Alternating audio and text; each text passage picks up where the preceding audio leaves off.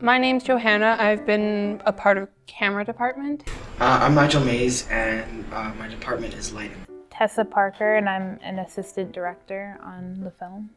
My name is Angela McEwen, and I was the vocal coach for this production. My name is Riley Madison Brady Price, and I play Shyla, one of the GSA members. My name is Rigby, and I plays Hay. Yeah, I'm Jaden McTuck. I'm the first AD. Jordan Olivier, and my role was I was head of props and set deck. My name is Juliana Wells, and I'm working in lighting. Vance Avery, and I play Mr. Smith. Hello, my name is Avram Kosick, and for this film I was sound key. So my name's Chris Anderson. I'm the producer on the film. I came up with the original concept for it. My name is Sauvé McBain, and I am the composer. Peyton Ann Proudlove, and my role in this production was singing Amelia's part. My name is Kai Bueller, and I play Levi. Christine Rye, I was the director. Amelia Chutton, and I played Jay.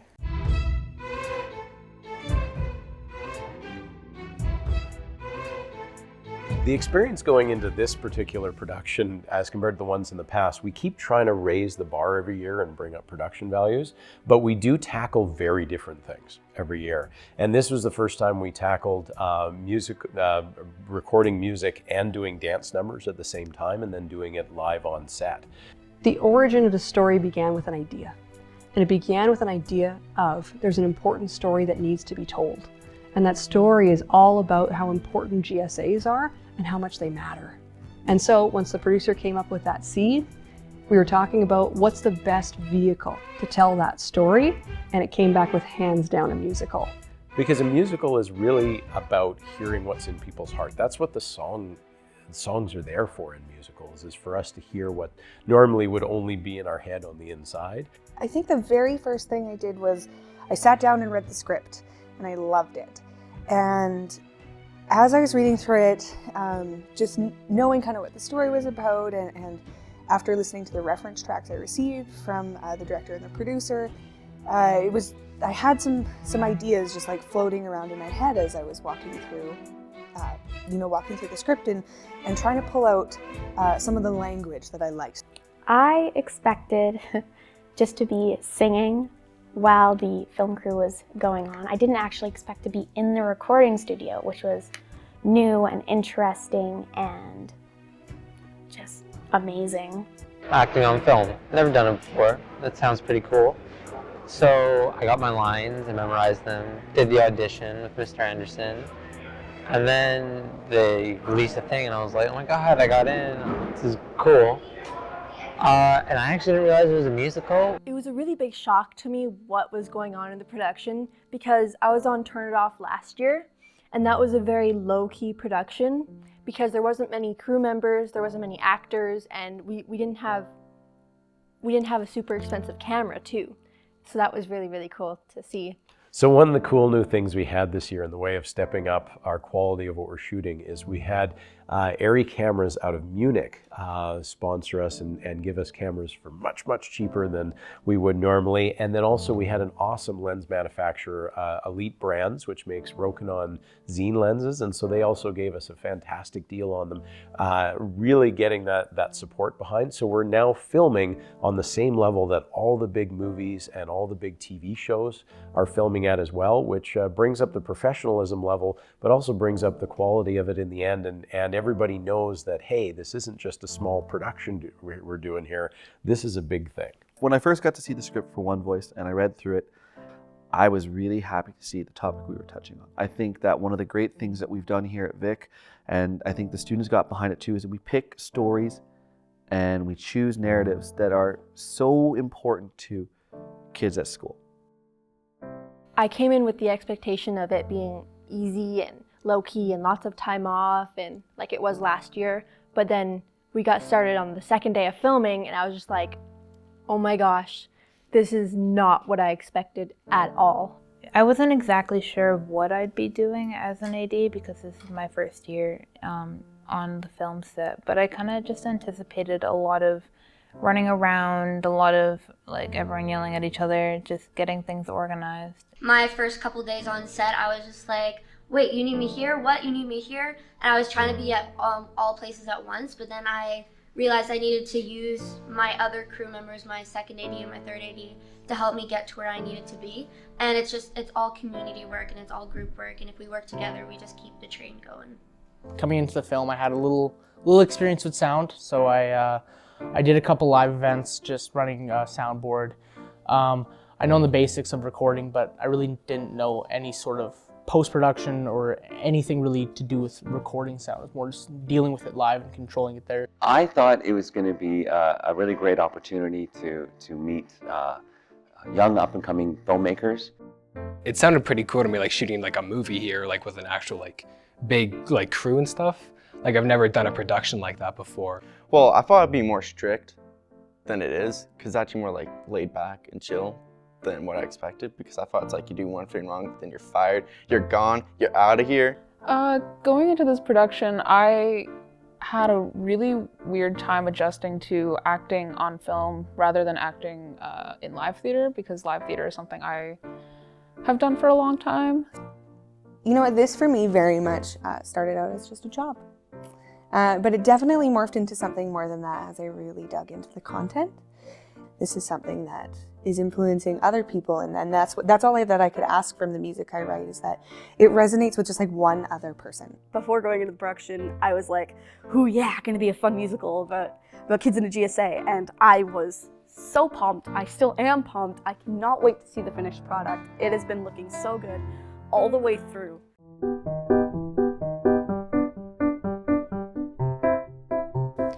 One of the most difficult things about being the director in a film is that to do it really badly, it's a really fun job. You get to tell everybody what to do, you get to be in charge, you get to fish around for what you like, and that's not being a really good director. What being a really good director is an incredible amount of planning. For the show, there was probably 75 hours of pre-production that I went through on my own, working with the script, working with storyboards, working with breakdowns to make sure that when I came there on the day, even to a rehearsal, that all the material was there, and so that we're using everyone's time to the best that we can. One of the things would be at the very beginning, we would start with the script, and so you'd do a read-through, and you'd look for any spots where the script might not have authenticity or spots where there could be more character development. And then we would get together and we did a great table read, which is awesome, where all the actors get together and we read it and sing through it for the first time, which is a fantastic experience. After the first read, we did a bunch of character work and stuff, and I got to know my cast members. Some of the primary ones were just doing character work and kind of figuring out who I saw Jay as before we started filming. And then we move forward with more rehearsals and more rehearsals and more rehearsals until we get to the point where we're ready to shoot. First day on set, that was interesting.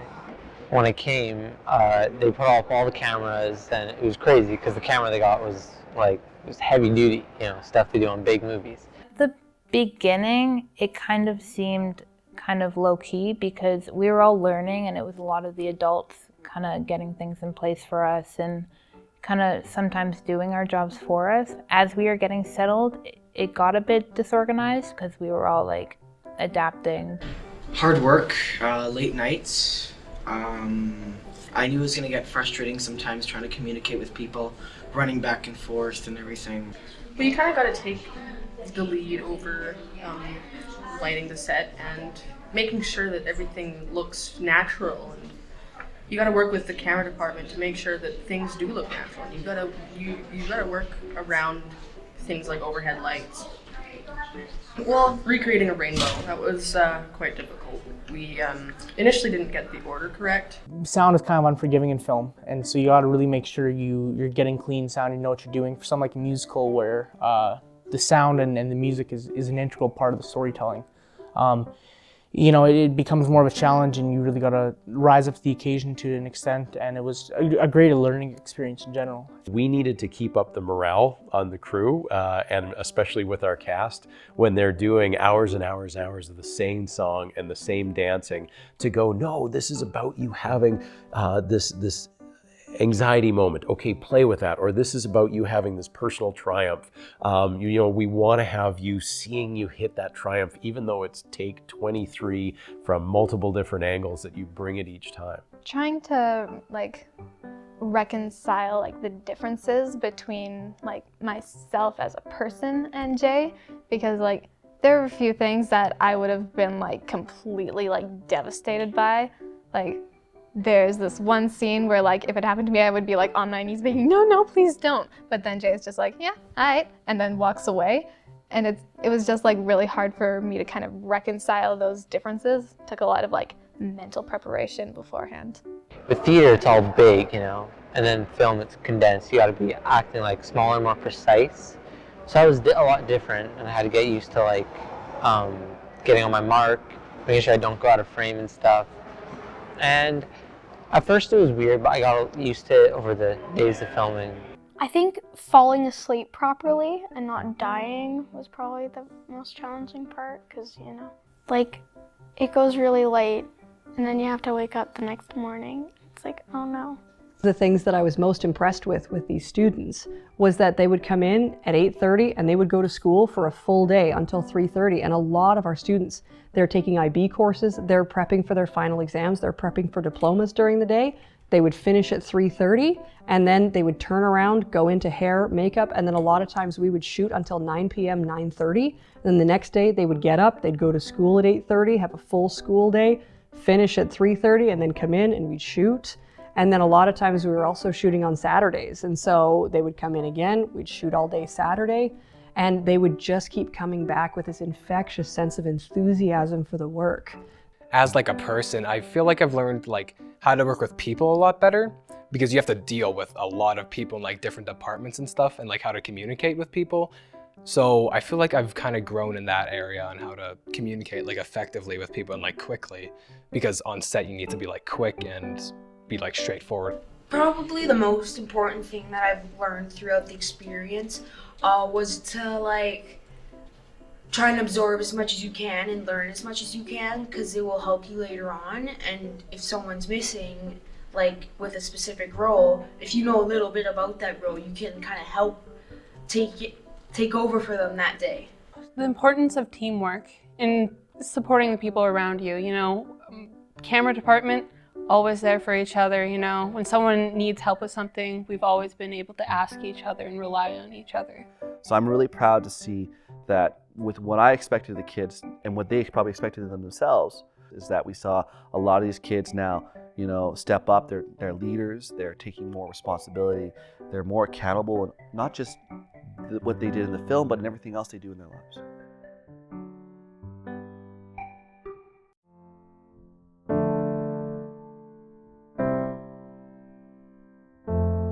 Like with the actors, all of us were in rehearsals months before we started filming, and we got to know each other and just get some grouping activities. This experience matters to me because it brought me a lot closer to a lot of people I never really would have interacted with. And it means a lot more, like saying hello to people in the hallways, or just like there were a lot of experiences during the actual film where you really got to see like the vulnerabilities of people and the weaknesses, but also the strength, because a lot of the actors really connected to this and you could see that. It's interesting because I was talking to some of the people like in Leaps and Bounds, and they said like it kind of becomes like a big family, which I never really understood, and I thought it was kind of stupid. But now that Screenworks is kind of finished and like I've realized like we're done here, like we're not going to be shooting it again, it kind of feels like something's like missing. I did not know anyone. It was very scary. I didn't know my job. And I didn't know how to get around, but now I know all these people and I know what to do, and I just know my way around a set and what not to do. And it's you know, more information is better. It's amazing, honestly. I knew about like the family, like how it became very family-like, and how the community, we all cared for each other, we all helped each other out, and when someone had something else going on and they had to work on maybe something else, other people were there to help back you up and, you know, support you. It was nice. I felt like I had another group of friends, and it was pretty good because, you know, I can chill with my friends when I'm doing something that's 6 hours long, and that's pretty nice. It's really amazing how we went from not even acknowledging each other in the halls to literally joining each other at lunch and hanging out it's just crazy how much that sense of being a part of a family developed throughout the weeks that we filmed together. It's really something special.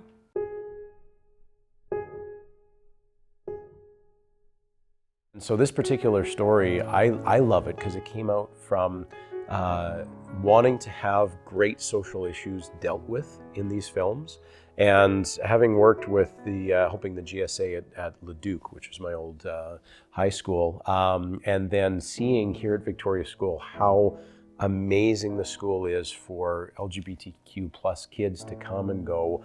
This is a safe space for them. It's almost like a big GSA here at the school. But to see how that prejudice hasn't gone away. They're dealing with it a lot in their outside life, and so we want to try and show the struggle that they go through. It's not that these kids need to change, it's that society needs to change to accept them. This work matters to me because it's a project taking place in my community, and I want to lend my skills to help to create the best product possible. I honestly did expect it to be a very emotional ride for some people, but not as emotional as it had been at times. That was kind of a big shocker for me. I learned that it's okay to be whatever you are. It doesn't really matter. And as long as you're happy with yourself. Yeah, life's gonna throw obstacles at you and you just gotta face them head on and you'll eventually get over it. Seeing how important it was to the students, here, and that they were telling stories that they really felt they had a personal connection to.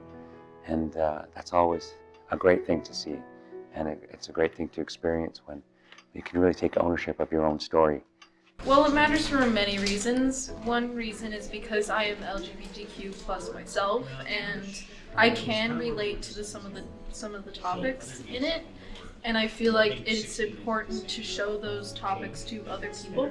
A lot of people don't really come from accepting homes, so GSAs are one of the best ways for them to be themselves without having to feel like they're going to be hurt or kicked out or anything bad happen to them. There's a lot of people in my friends' families, and I have a lot of friends that are straight and cis, and they don't understand the experiences, and they don't understand why this film is so important to LGBT youth. I'm lucky enough to have a supportive family, but some people don't have that. Some people don't feel safe to express themselves at school, and we can't just assume every child has a supportive family at home that is looking out for their best interest. And we need to stand by our youth, and I feel like there's a lot of understanding that needs to take place around that. If this film can just start the conversation for some people about this topic, I think we've done our job. Knowing what the topic was about, I kind of connected with the topic, and I figured that it would be really important to try to film this. Allowing the kids to be really proud of who they are and kind of show what's underneath, but also knowing that we're going to be educating people for the first time. Maybe people who are in communities going, I don't have any LGBTQ friends or kids that I know. What is this like? Is it any different than anybody else? And so it is those fine lines treading, and a lot of it required getting feedback from a lot of people. This show matters to me because when you look at the content, we want to give voice to the voiceless. Individual students in individual schools, they don't have a platform like film to be able to tell their stories, to be able to say, why does this matter? And so when on this large stage, there are all of these things telling them what they should feel, what they should think, what people want them to do, to be able to give them that voice, to be able to speak on an equal stage with everyone else, and to be able to have their voices heard as part of the important dialogue on this issue is absolutely priceless to me. I think that I did my job. and it's more than just a job. It's like if I can help someone tell their story, no matter where they're coming from or where they're going, I feel like it's a very big privilege that I get to stand in for just even this snapshot of a moment in their life and say, you had an ally for that time.